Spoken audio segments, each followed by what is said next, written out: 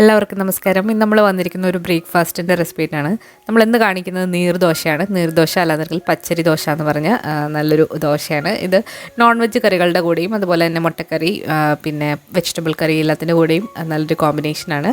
വളരെ എളുപ്പത്തിൽ നമ്മൾ അരി അരച്ച് ഉടനെ തന്നെ ഉണ്ടാക്കാൻ പറ്റുന്ന ഒരു ദോശയാണ്. നല്ല ടേസ്റ്റിയാണ്. അപ്പോൾ പെർഫെക്റ്റ് ആയിട്ട് ഇത് എങ്ങനെയാണ് ഉണ്ടാക്കുന്നത് നോക്കാം. അപ്പോൾ അതിന് വേണ്ടിയിട്ട് നമ്മളിവിടെ 1.5 കപ്പ് പച്ചരി നന്നായിട്ട് കഴുകിയതിന് ശേഷം തലേദിവസം തന്നെ കുതിർത്ത് വെച്ചിരിക്കുന്നതാണ്. രാവിലെയാണ് നമ്മൾ ഉണ്ടാക്കുന്നതെന്നുണ്ടെങ്കിൽ തലേദിവസം തന്നെ കുതിർക്കാനായിട്ട് വെക്കുക.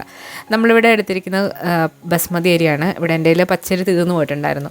അപ്പോൾ അരി വെള്ളമൊക്കെ ഊറ്റി കളഞ്ഞതിന് ശേഷം മിക്സിയുടെ ജാറിലിട്ട് നമുക്ക് നന്നായിട്ടൊന്ന് അരച്ചെടുക്കണം. ഇതിൻ്റെ കൂടെ തന്നെ ഒരു 1/4 കപ്പ് തേങ്ങയും കൂടെ ചേർത്ത് കൊടുക്കുന്നുണ്ട്. നമ്മളിവിടെ എടുത്തിരിക്കുന്നത് ഡെസിക്കേറ്റഡ് കോക്കനട്ടാണ്. ഫ്രഷ് ആയിട്ടുള്ള തേങ്ങയാലും മതി. ഇതിലേക്ക് 1 കപ്പ് വെള്ളം, അതായത് 250 മില്ലിയുടെ 1 കപ്പ് വെള്ളമാണ്. വെള്ളം കൂടെ ചേർത്ത് കൊടുത്തതിന് ശേഷം നന്നായിട്ടൊന്ന് അരച്ചെടുക്കണം. നമ്മളിവിടെ 1/2 കപ്പിൻ്റെ 2 കപ്പാണ് ഇപ്പോൾ ഒഴിച്ചിരിക്കുന്നത്. ഇനി ഇത് നല്ലപോലെ ഒന്ന് അരച്ചെടുക്കണം. അരയ്ക്കുന്ന നേരത്ത് കുറച്ച് ഉപ്പും കൂടെ ഇട്ടിട്ട് ഒന്ന് അരച്ചെടുക്കാം.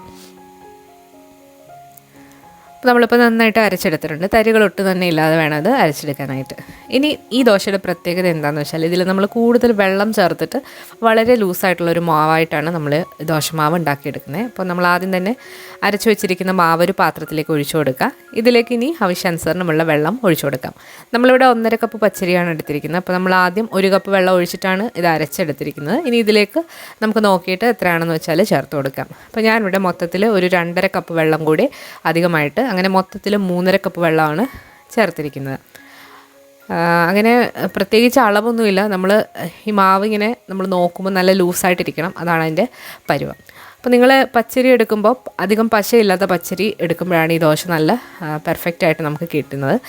അപ്പോൾ നമ്മുടെ മാവ് ഇവിടെ റെഡി ആയിട്ടുണ്ട്. ഇനി ഇത് ദോശയാക്കി എടുക്കുന്നത് എങ്ങനെയാണെന്ന് നോക്കാം. ദോശ ഉണ്ടാക്കാനായിട്ട് ഇരുമ്പ് തവയിലോ അല്ലാന്നുണ്ടെങ്കിൽ നോൺ സ്റ്റിക്കിൻ്റെ തവയിലോ നിങ്ങൾക്കിത് ചുട്ടെടുക്കാവുന്നതാണ്. നമ്മളിവിടെ ഇരുമ്പിൻ്റെ ഒരു തവയാണ് എടുത്തിരിക്കുന്നത്.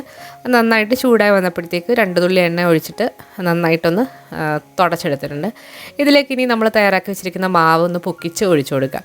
നമ്മൾ സാധാരണ ദോശ ഉണ്ടാക്കുന്ന പോലെ പരത്തിയിട്ടല്ല അത് ഉണ്ടാക്കുന്നത്. നമ്മൾ ജസ്റ്റ് മാവൊന്ന് ഒഴിച്ചു കൊടുത്താൽ മതി. അപ്പോഴത്തേക്ക് ഇത് നന്നായിട്ട് ഹോളൊക്കെ വന്നിട്ട് വളരെ തിന്നായിട്ട് എല്ലാ ഭാഗത്തേക്കും നമുക്കൊന്ന് സ്പ്രെഡ് ചെയ്ത് കൊടുക്കാം.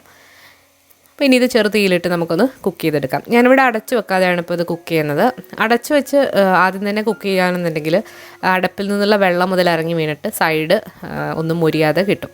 അപ്പോൾ ഞാനൊന്ന് അത് മുരിഞ്ഞതിന് ശേഷമാണ് ഇത് അടച്ച് വെക്കുന്നത്. അടച്ചു വെച്ചില്ലെങ്കിലും കുഴപ്പമൊന്നുമില്ല. മുകൾ ഭാഗം ഒട്ടലുണ്ടെങ്കിൽ മാത്രം അടച്ചു വെക്കാം. അപ്പോൾ നമ്മുടെ ദോശ ഇവിടെ റെഡി ആയിട്ടുണ്ട്. ഇത് നമ്മൾ മറിച്ചിടാതെയാണ് എടുക്കുന്നത്. ഇതുപോലെ ത്രികോണ ഷേപ്പിൽ മടക്കിയിട്ടാണ് എടുക്കുന്നത്. അപ്പോൾ ഓരോ ദോശ ചുട്ട് കഴിഞ്ഞതിന് ശേഷവും നമ്മൾ എണ്ണ വെച്ചിട്ട് തവ ഒന്ന് തുടച്ചെടുക്കുക. അപ്പോഴാണ് അത് കറക്റ്റായിട്ട് കിട്ടുന്നത്. അതുപോലെ തീ ഒരുപാടാണെന്നുണ്ടെങ്കിൽ ഒന്ന് കുറച്ചിട്ട് വേണം അടുത്ത മാവ് ഒഴിക്കാനായിട്ട്. അപ്പോൾ എല്ലാം ഇതുപോലെ ഒന്ന് ചുട്ടെടുക്കാം.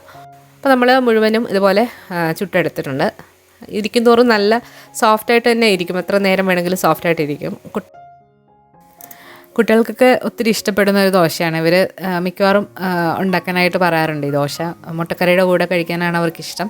മുട്ടക്കറി ഞാൻ ഉണ്ടാക്കുന്നേ ഉള്ളൂ. കഴിഞ്ഞ ദിവസം നമ്മളൊരു മുട്ടക്കറിയുടെ റെസിപ്പി അപ്ലോഡ് ചെയ്തിട്ടുണ്ടായിരുന്നു, ഒരു കുക്കർ മുട്ടക്കറി. അപ്പോൾ അതിൻ്റെ കൂടെയാണ് നമ്മളിത് കഴിച്ചത്. വളരെ ടേസ്റ്റി ആയിട്ടുള്ള ഒന്നാണ്.